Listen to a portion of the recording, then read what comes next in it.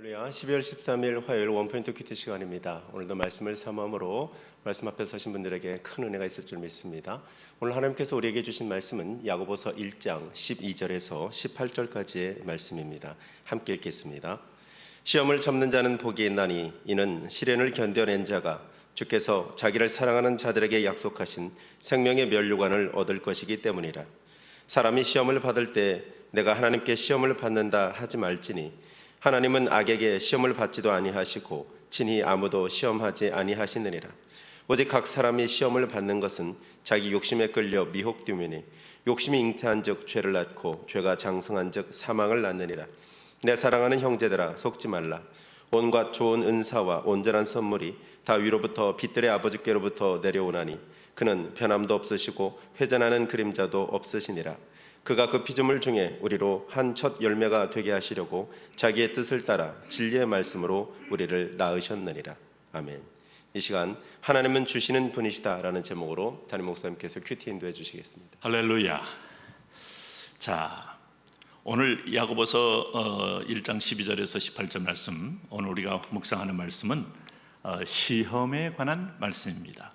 성경은 오늘 12절 말씀에 시험이 인생에 있다라고 이미 전제하고 있어요. 여러분 말씀을 통해서도 여러분 들었을 수 있었겠습니다만 마귀는 유혹을 하는 자고 하나님은 시험하는 분입니다. 시험은 믿음을 드러내는 것이 목적이고 유혹은 기어코 우리를 넘어뜨려 죄에 빠지게 하는 게 목적입니다.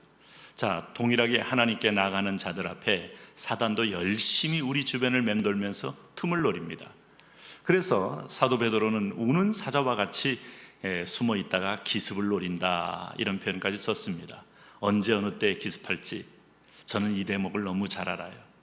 동물의 왕국을 보면 아주 고라니나 사슴이나 누나 떼끼리 모였을 때 아주 자연스럽게 있지만 이제 갓 태어났거나 아니면 별로 경험이 없는 그런 새끼들은 그저 풀만 따라가다가 무리에서 떨어지는 순간에 딱 숨어서 기다리고 있던 사자떼의 공격을 받아요.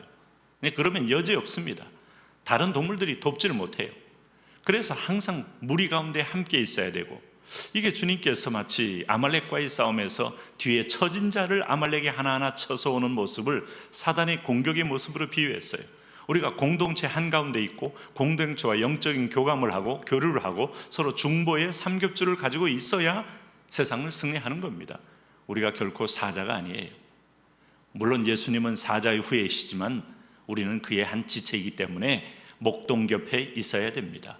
따로 떨어지면 안 됩니다. 멀찍이 뒤를 쫓으면 안 됩니다. 마치 교회를 떠나고 내 사업에 빠지고 내 어떤 취미에 빠지고 자기가 좋아하는 여행에 빠진 사람이 인생의 행복을 누린다고 굳게 믿는 신화가 있어요. 잠시 즐거울 수 있지만 결국은 대가가 너무 크면서 쓰라린 후회를 하게 될 때가 있게 되죠. 믿음 안의 평강과 평안하고는 이미 질적인 면에서 비교할 수가 없는 것이죠. 그런 면에서 보면 시험을 바라보고 시험의 끝에 승리해 주실 주님을 바라보고 참는 자, 하나님은 우리에게 시련이라는 연단을 통하여 우리를 불순물을 제거하고 영적 육적 할례를 행하는 겁니다. 시험을 참는 자는 복이 있나니 이는 시련을 견디어낸 자가 주께서 자기를 사랑하는 자들에게 약속하신 생명의 멸관을 얻을 것이기 때문이라, 이렇게 말씀했어요. 성경에서 아름다운 멸류관 중에 생명의 멸류관 받아봐야 합니다. 우리가 영화로운 멸류관, 그 다음에 또 아주 엄청난 소유의 멸류관, 이런 것도 꿈꿀 수 있지만 생명의 멸류관은 영생의 자리에 그 멸류관을 쓴다는 것은 어떤 기쁨이고 어떤 차원일까요? 천국에서 그 영화로운 멸류관의 왕중왕의 멸류관의 높은 지위에 축제를 누리고 있게 되는 거예요. 누가요? 이 땅에서 시련, 고통, 믿음의 시련이 있어요? 삶의 시련이 있어요? 봉사의 시련이 있어요? 여러분, 관계의 시련도 있어요? 참는 자가 복이 있습니다. 이기려고 하지 마세요. 그래서 성경이 싫어하는 것은 말싸움에서 이기는 거, 논쟁에서 이기는 거, 변정에서 이기는 거 별로 안 좋아합니다. 물론 학자들이 무슨 이론을 토론할 때 치열하게 토론할 수 있지만 한 사람의 인격과 한 사람의 어떤 면에서 보면 마치 우위성을 드러내기 위한 몸부림이라면 하나님은 그렇게 좋게 보지 않아요. 그래서 13절 보세요. 사람이 시험을 받을 때에 내가 하나님께 시험 받는다 하지 말지니 하나님은 악에게 시험을 받지도 아니하시고 친히 아무도 시험하지 아니하시느니라. 이건 유혹입니다. 넘어뜨리게 하는 겁니다. 하나님의 사전에는 절대 이런 것이 없어요. 거짓말하실 수 없는 하나님, 일양 미쁘시고 신실하신 하나님, 회전하는 그림자도 없으신 하나님, 그 하나님은 우리를 어쨌든 우리 속에 믿음의 한 점이라도 드러내기 위해서 그 허물을 태우는 작업, 그리고 할례를 통하여 그 속에 보물을 끄집어내는 작업을 하시는 게 하나님의 시험이지. 그런 면에서 보면 시험이란 용어를 같이 썼을 때 하나님은 우리를 연단한다고 말할 수 있고 마귀는 유혹한다고 말할 수 있는 거예요. 그 마귀는 어차피 그 인간의 욕심을, 탐심을 이용해서 우리 전체를 무너지게 하는 겁니다. 그래서 잘 분별하셔야 돼요. 하나님의 아브라함을 시험하시려고 믿음의 조상으로, 믿음의 사람으로, 믿음에서 믿음에 이르게 하여 히브리서 6장 15절에 말한 처럼 마침내 복을 얻게 하시려고 하나님의 마지막 계획이 있어요. 그래서 유혹받아 넘어지는 것은 성경이 하나님의 책임이 아니고 너희 속에 있는 탐심이다, 정욕이다, 욕심이다 이렇게 말합니다.